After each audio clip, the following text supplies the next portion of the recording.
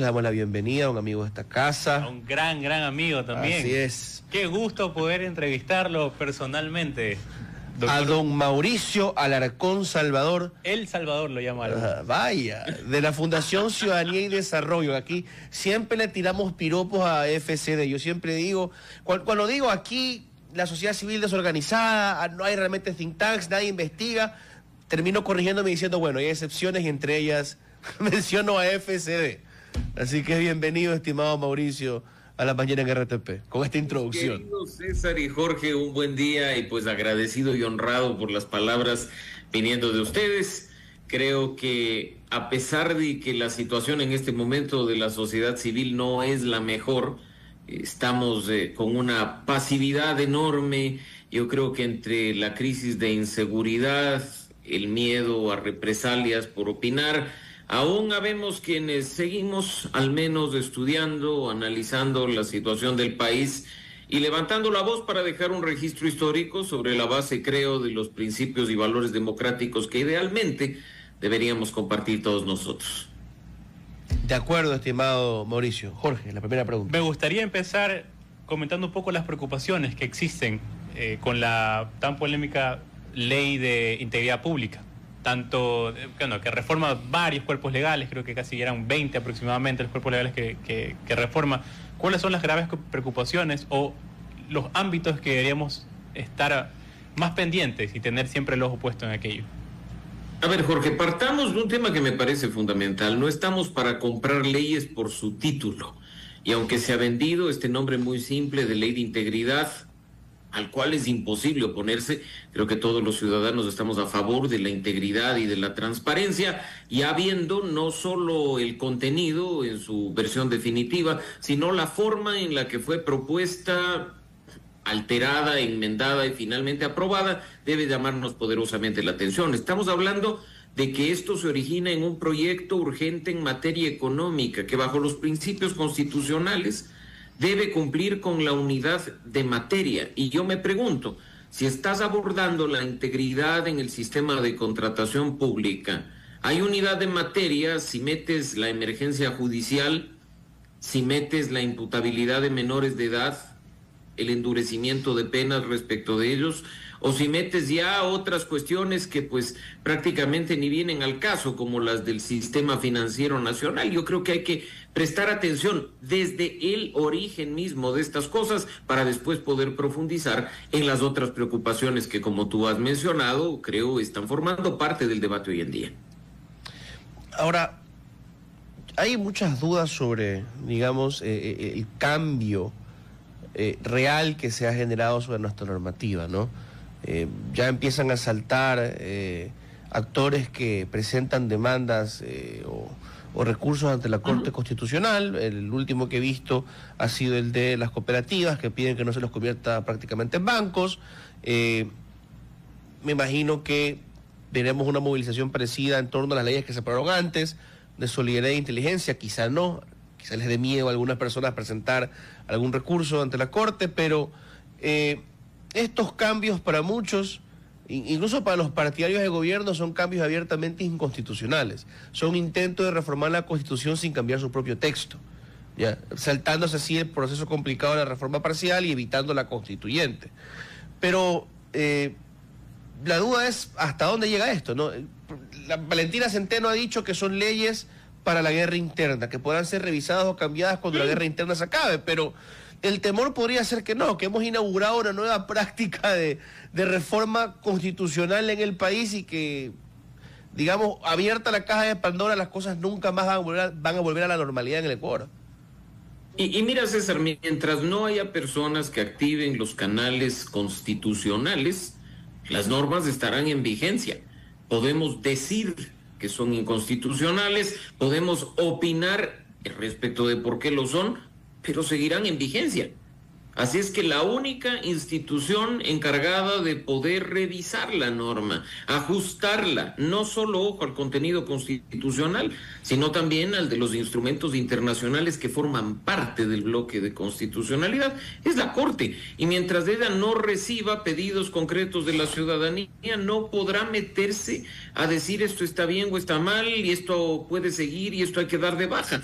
Así es que probablemente, frente a lo que estamos viviendo, Kelsen se esté retorciendo en la tumba. Y para quienes no son abogados, de las primeras clases que nos dan a nosotros en Derecho, nos enseñan los principios de jerarquía normativa, bajo la práctica de lo que escribió, analizó y durante tantos siglos ha venido estudiándose de parte de Hans Kelsen. Y se dice que hay una norma suprema llamada Constitución, de la cual emanan todas las demás normas, pero acá hemos sido lo suficientemente hábiles, no solo en el último mes, César, y tú lo sabes, sino en los últimos años, para reformar la Constitución mediante resoluciones, reglamentos, decretos ejecutivos y bueno, ahora hasta leyes de urgencia en materia económica, con lo cual pisoteamos una razón de ser de la jerarquía normativa misma, la de respetar los principios y trabajar y desarrollar la normativa sobre la base de ellos. A ver, pero digamos que si alguien va y dice hay que respetar esos principios, porque entiende, yo creo que deberíamos entenderlo todos, que sin reglas claras, pues la vida en sociedad es imposible, pues, ¿no? O sea, si no todos, o sea, si no tenemos una cierta estabilidad sobre la forma en que se cambian las leyes en este país, pues reina la arbitrariedad, y el primero que tenga un poco de más de poder va a cambiarlo todo y se empieza a perder un poquito el punto de la democracia, la oportunidad de desarrollar el país con el tiempo. El tan cacareado plan país nunca va a llegar de esa forma, ¿no? Pero digamos que por eso en la conciencia se siguen activando recursos y la Corte Constitucional va y tumba uno de estos proyectos de ley, o tumba algunos o tumba los tres. Ya. ¿Qué cree que podría pasar? El temor es que el gobierno se vaya encima de la Corte Constitucional, pero ¿por qué vía? La obvia sería la constituyente, pero el gobierno le está huyendo a la constituyente por lo complicado y demorado. La otra sería desconocer a la Corte, ir por la constituyente, pero irlo de forma, digamos, abreviada, justamente desconociendo lo que la Corte defiende, que es lo que dice la Constitución. ¿Cómo usted cree que se desarrollaría esto? A ver, César, en este país todo es posible. Y ya hemos escuchado a personas que se supone hasta formaron parte de la Corte Constitucional pisotear los principios más elementales y básicos establecidos en la Constitución. Lo que nos queda en claro es que no vivimos en un Estado de Derecho, que vivimos en un Estado arbitrario y totalmente subjetivo, en el que cualquier persona con un mínimo de poder, y no me refiero solo al poder político, puede decir qué se tiene que hacer o cómo se tienen que hacer las cosas. Y eso no es bueno, porque la razón de ser de un Estado de Derecho es que todos los ciudadanos, sin excepción, estemos sometidos a la norma. La única igualdad posible es la igualdad ante la ley.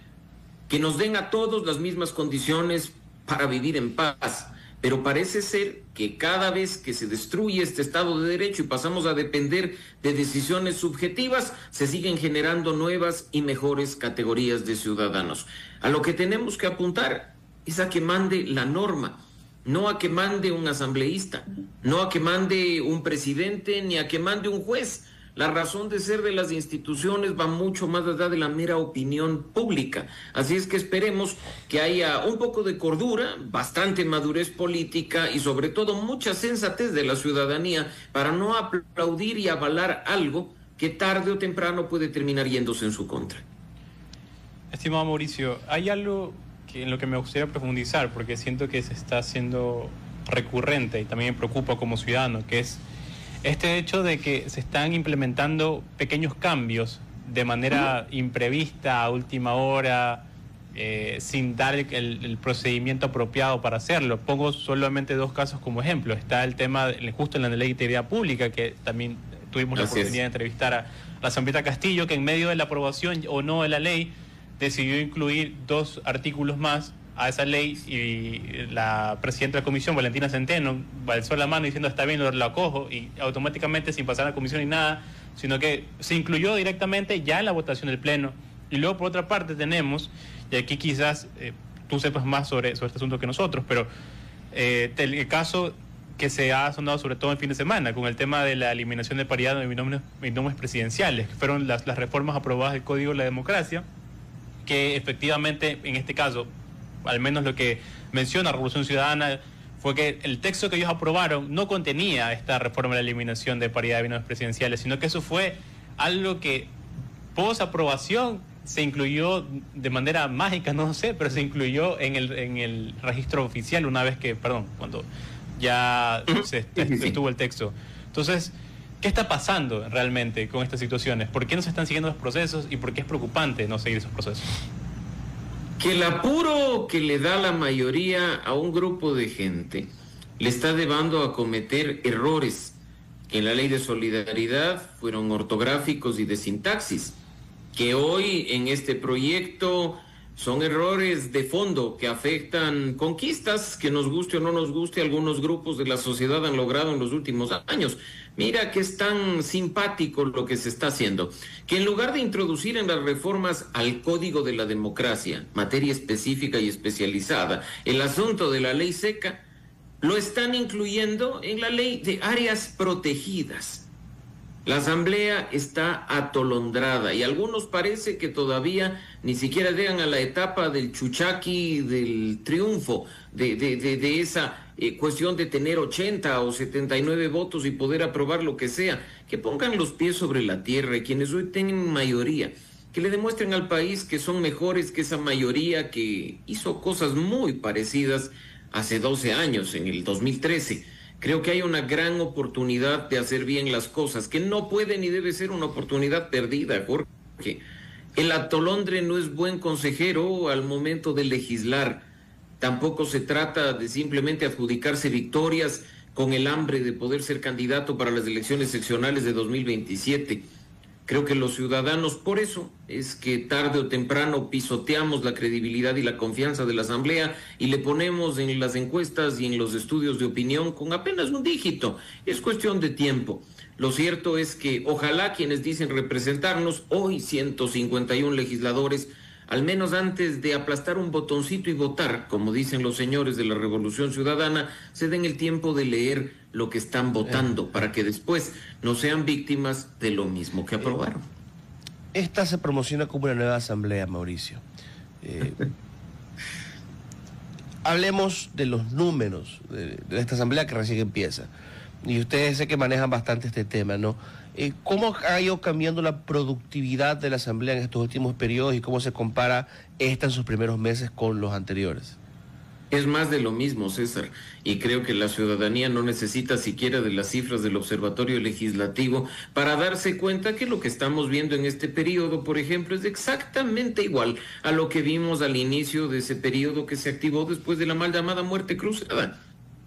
Los mismos proyectos urgentes en materia económica, con una misma mayoría coyuntural que después terminó fracturándose, proyectos urgentes que después fueron observados y objetados, que no necesariamente cumplieron con el tema constitucional. Y si queremos ir más atrás, lo que estamos viendo es más de lo mismo, de lo que hemos visto desde que existe, de nombre por supuesto, la Asamblea Nacional, producto de la Constitución de 2008.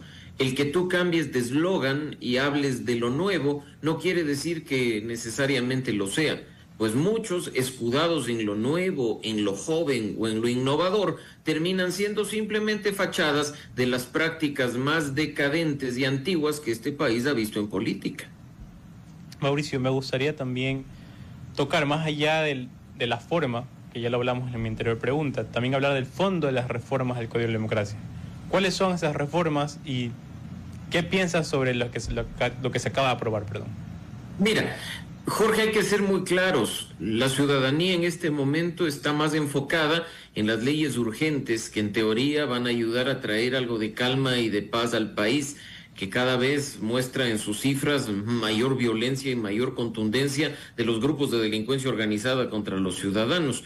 En el Código de la Democracia, particularmente a nosotros, como ustedes conocen, hemos venido trabajando el tema del financiamiento de la política y las reformas que se han aprobado precisamente en este punto hay que verlas no solo en el tenor literal de lo aprobado, sino en el momento coyuntural en el que incluso la propia Asamblea Nacional discute y probablemente probablemente apruebe un cambio en la Constitución para quitar el financiamiento público a las organizaciones políticas.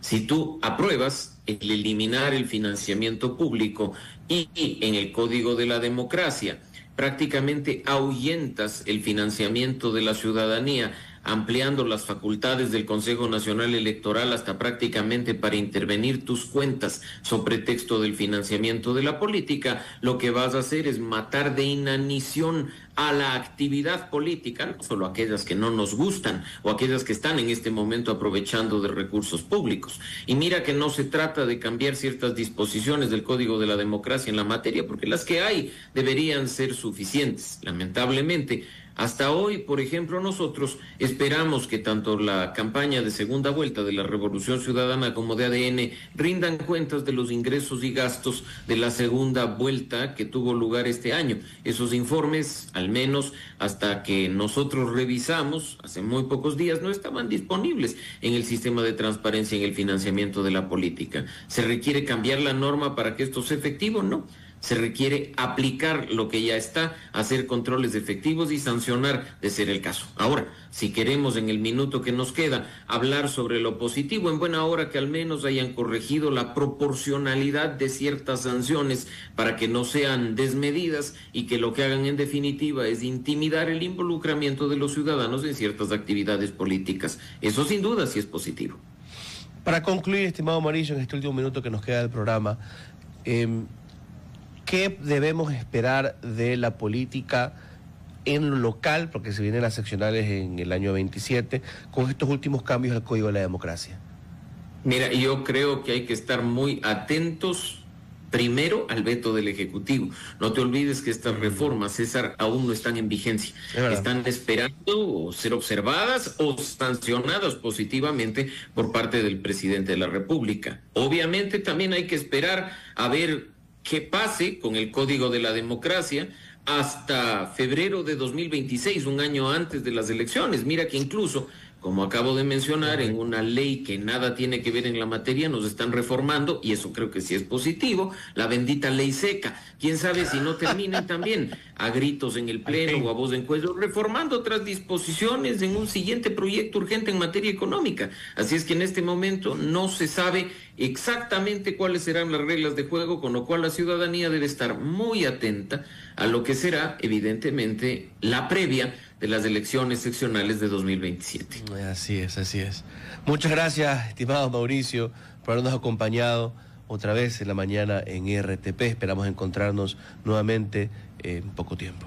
Un abrazo. Siempre un gusto, César, Jorge, un abrazo y por supuesto un saludo a la audiencia de RTP. Un buen día.